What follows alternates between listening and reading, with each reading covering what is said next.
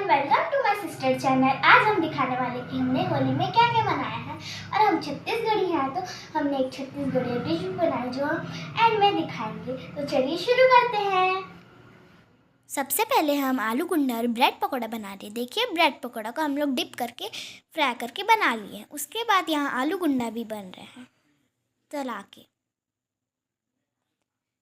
उसके बाद हमने गुजिया भी बनाया था जो कि बहुत डिलीशियस था और बहुत टेस्टी था। चख के ज़रूर देखिएगा।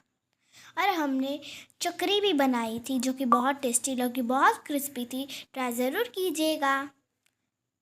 और हमने चौसेला भी बनाया था जो कि चावल आटे से बनता है। ज़रूर बना के देखिएगा, छत्तीसगढ़ी डिश है। ऐसी बहुत सारी टेस्टी टेस्टी डिशेस रहती है जिनका हम और ब्लॉग बनाएंगे तो ज़रूर देखिएगा।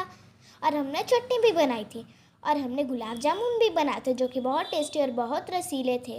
इस डिश का नाम कमेंट में ज़रूर बताइएगा, मीठा में आता है ये।